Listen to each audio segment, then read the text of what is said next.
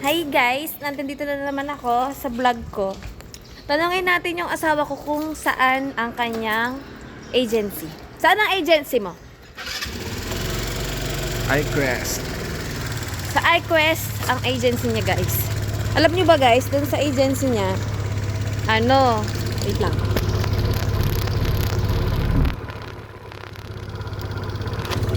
Sa agency niya, nung nag-apply siya, natanggap naman siya agad. Kaso, yung kanyang katawan, dapat proportion sa height, saka sa weight. Dapat ganun.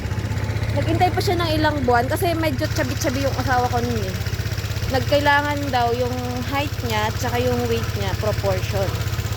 Kaya kailangan niya mag-down to 70. Hinintay pa yun ng agency niya bago siya makaalis.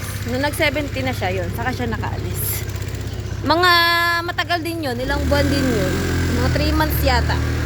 3 months o 4 months, gano'n. Pupunta aming palengke, guys. Sa mga nagtatanong, doon sa mga legit na agency yun. Isama rin yung mga yung iQuest.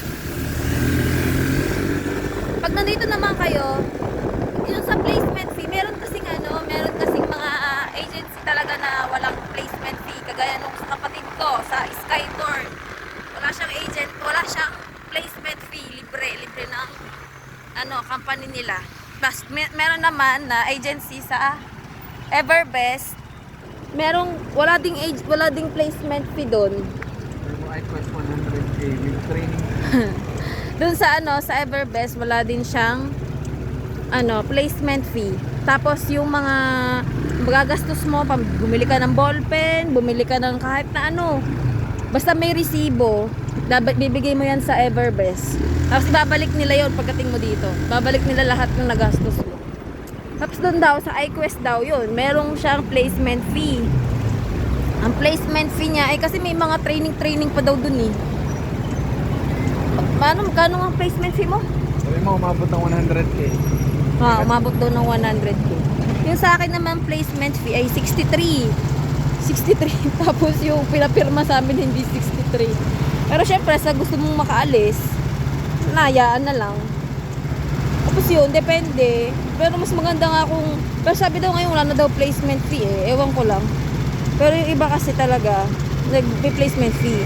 Tapos yung placement fee naman ay oras na meron ka sure ka nang aalis na. Meron sila bibigay sa na form na katunayan na naaalis ka na talaga.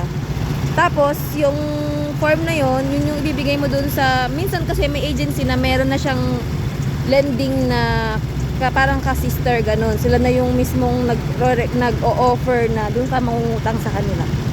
Kasi dun sa City Employment, ang lending company niya yata ay Your Son Lending. Yun. Doon makakautang ka naman doon. 1:1. Kaso nga lang, ang hirap nga lang ng 1 year mo siyang babayaran kasi 1 year yun eh. 1 year mahigit. Monthly kang kakaltasan. Mabigat din yun kasi 6,000 plus din yun sa NT. Inutang mo siya ng peso, babayaran mo siya ng NT. Kaya parang dodoble yung bayad mo sa kanila. Kaya sobrang tubong-tubo sila doon. Kaya mas maganda talaga na minsan, yung sa Everbest kasi tanggap din ako doon dati kaso hindi ko siya napuntahan. Kaya yung kaibigan ko yung pinapunta ko doon, yun. Siya yung nakapasok. Kaya siya mas nauna siya nakaalis sa akin. Tapos sa Everbest yun, walang placement fee. Tsaka mostly sa Everbest na na-applyan ng company nila ay ASE. Maganda kasi yung ASE dito. Maganda yung ASE na company kasi maraming branch. So nga lang yung sahod, depende sa department kung gaano malaki. Ako kasi dito dati ng mga COVID-19 kaya na-transfer ako sa ibang company kasi sagsaga ng applyan nun. Kaya nakatransfer ako sa NXP. Kung alam niyo yung NXP, wala siyang agency sa Pinas. Lang siya? DOTA na ngayon ay BMW na. BMW na yung wala siyang agency sa Pinas. Kaya parang doon ka ka lang mismo sa parang POEA dati. Okay naman yung sa pasahod dito, okay siya, makakabuhay ka na ng pamilya. Kasi magkano yung basic pay na nila ngayon dito. Kasi every year siya, every January, tumataas siya. 27,000 NT.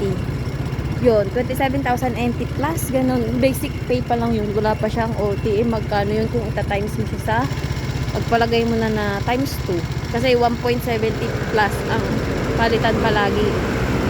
Doblehin mo yun, wala pa yung OT. Pero depende rin yan ha, sa ibang company. Kasi sa ibang company, maliit lang eh. Depende rin yan. Kasi yung ibang company, walang OT. Tapos marami din silang kaltas, ganun. Kaya, swertihan lang din. Marami ngayon darating ngayong ngayon na April sa company namin, from Pinas. Kasi hindi na sila nakuha ngayon ng transfer Taiwan to Taiwan. Ang kinukuha na nila Pinas to Taiwan na. Kaya marami talagang makaka-apply ngayon. Kung may mga question kayo, comment below.